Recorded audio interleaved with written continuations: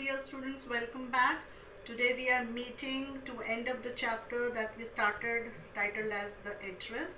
This is the third and last part of the chapter, and we are going to end up the chapter and we shall discuss the questions answers also.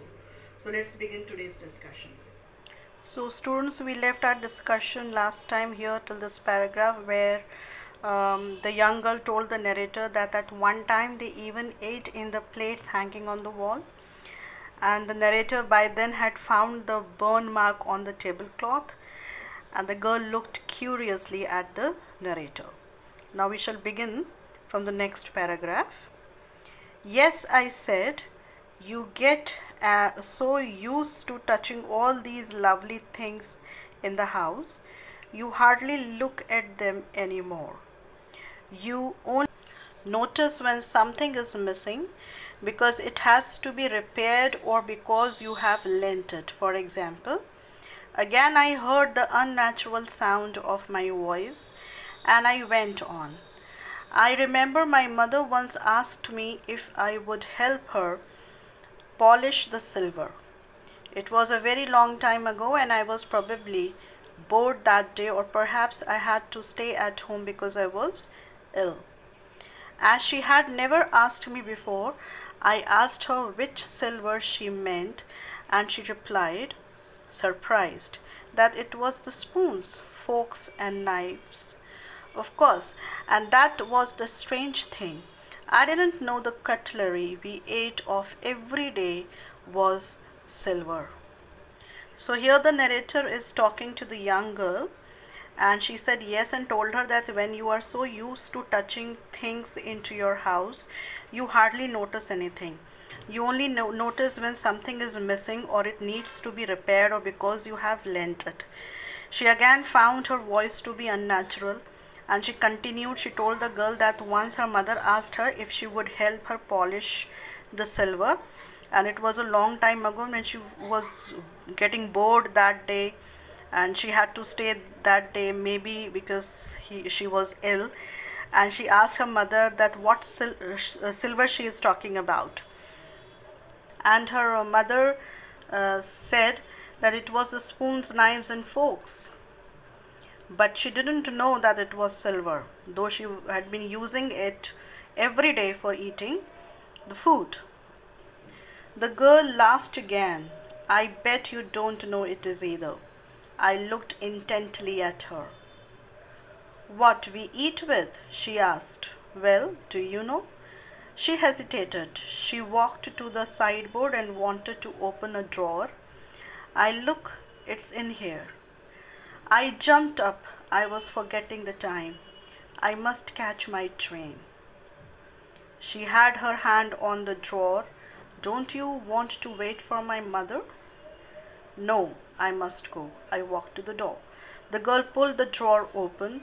I can find my own way.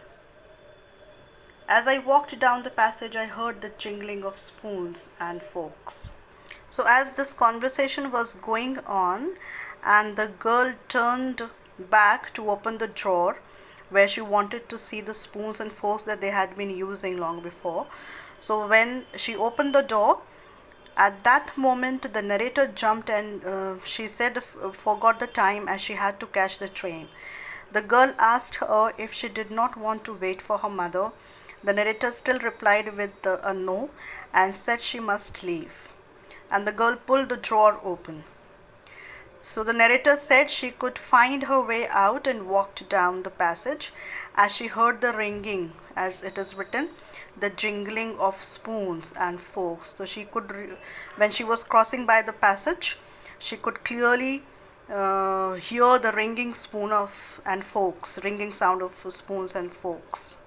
And it seemed that it was a familiar sound to her because a long time back the same spoons and forks were used by her when they were lying at her home and when she was using these cutlery. Next, at the corner of the road, I looked up at the nameplate, Marconi Street, it said.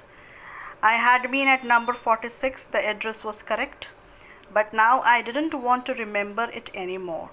I wouldn't go back there because the objects that are linked in your memory with the familiar life of former times instantly lose their value when severed from them.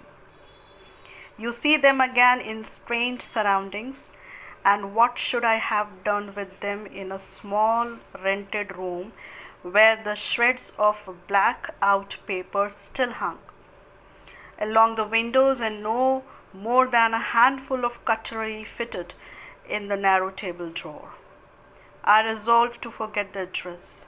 Of all the things I had to forget, that would be the easiest. So when she reached the corner of the road, she looked at the nameplate again, and it said Marconi Street, and she was standing at 46. So the address was correct, but she doesn't want to remember it anymore.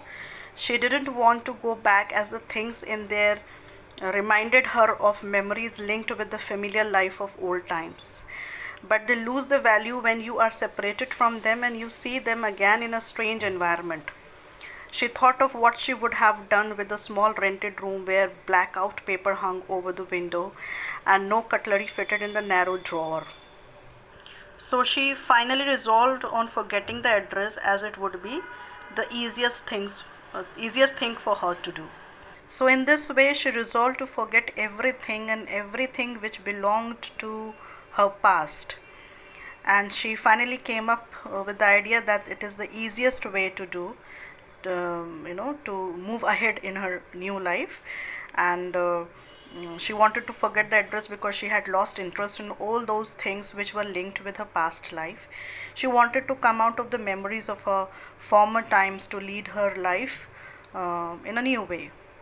The narrator reconciles herself with her life as it is, and by doing so, she seems to come out of the shadow of her past.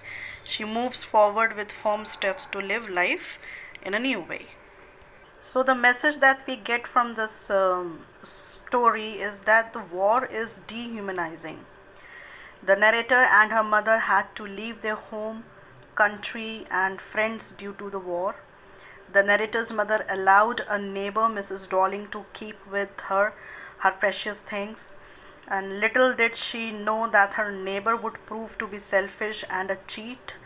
When her daughter, the narrator, visits her, she refuses to even recognize her and does not let her in. And the painful past must be forgotten. In the end, we find that the painful past must be forgotten, because after the war is over, the narrator comes back to her old town and she is unable to forget her past. She wants to relive old times, but on seeing her mother's belongings in strange surroundings, she resolves to forget everything connected with her past, and now she is ready to live her life in a new way. So this is all about the story. Now we shall move on to discuss the question answers quickly. So these are the 4 questions that we do have in the book. The first one is, have you come back, said the woman. I thought that no one had come back. Does this statement give some clue about the story? If yes, what is it? Well, yes, the quoted statement gives us a clue about the story. It means that the two families were acquaintances who knew each other and stayed nearby. During the war, many families left the land to take refuge in another place, while some of the families stayed back at the same place. Mrs. Darling thought that the family of Mrs. S died during the war, and that is why she gave such a cold reaction to the narrator who came to visit her. She was not expecting anyone from S's family to come back. And this statement also reveals that the story is about the dislocation and terror caused by the war. Okay, as the narrator, who comes back to the place from where she was uprooted, surprises Mrs. Darling because she did not expect her to come back, and she thinks that the refugees never return. So this is the clue that we are getting from this statement. The next question is, the story is divided into pre-war and post-war times. What hardships do you think the girl underwent during these times? Yes, the story is based on the pre-war and post-war period. The family of the girl was rich before the war, and they had valuable possessions in their house. And when the war started, Mrs. Darling established contact with them and started visiting them again. She started taking the possessions with her whenever she would visit, as she believed if they would leave the place, such things should not be wasted. And the girl suffered a lot. Her mother died and she had to live in a rented place. She found it really difficult to go back to the place where her childhood was spent, and she wanted her belongings back. And when she went to meet Mrs. Darling, she noticed how the things were arranged in a very tasteless manner. So she could no longer connect to them, as she lost her interest in them, and partly she was afraid also, because all these things would always recall the past time of her life. And the girl finally decided to leave the house and forget the address. Moreover, she had to suffer from poverty and wants, and she had nothing to lead a comfortable life now. Earlier, she belonged to a rich family, but later, after the war, she was not leading a comfortable life, and she lived in a very small rented room with only a small table and a handful of cutlery. And she lost her mother also, so lots of loss she had faced uh, after the war. The next question is, why did the narrator of the story want to forget the address? So, as it is given in the lesson that Mrs. Darling kept the valuable items in her house until the war was over, as she didn't want them to lose during the war in case they decided to leave the place. And her mother gave her the address of Mrs. Darling, 46 Marconi Street. She remembered the address and decided to visit her anyway. And she was afraid to visit the place again, as it brought back many past memories. So when she saw all the possessions, they were arranged in a very tasteless manner, and she lost interest in them. She could not connect with the things and thought that she would not stay at the house any longer, and she would destroy the good memories and she had with those times. The good memories that she had with those items and those times, she wanted to forget everything. So she finally decided to forget the address and not to go back to that place again, or to that address again. Now, the last question is, the address is a story of human predicament that follows war. You need to comment on this statement. So, as we all know, that the war always brings a lot of suffering to human beings. It brings them both destruction and death. Now, the address is based on the same theme. During the war, all the belongings were taken by Mrs. Darling, who promised to keep them safe. The mother of the narrator died, and all the possessions were left with the Acquaintance. So years later, the girl decided to visit the house whose address was given by her mother years ago, and the woman showed no sympathy to her and took the time to even recognize her. She thought everyone in her family had died. So the girl wanted to take back her belongings, and she didn't allow the girl to enter the house even. So she seemed like a woman who didn't have any human emotions. So this shows that the war leaves the world desolated and it cannot be healed. As the narrator had said in the last, that of all the things I had to forget, that would be the easiest. So this statement shows that how much of suffering she had gone through, and she had to live under a constant threat, and she lost her mother, she suffered from poverty, and it would be hard to forget what she had undergone. But it was the easiest to forget the address where the things of her past life lay. And she had lost interest in those things because they could only remind her of her painful past. So all these sufferings, all these troubled time, no, the war has left her with. So this is how the story, the address, is a story of a human predicament. So this is all about the discussion of the chapter and the question answers, dear students.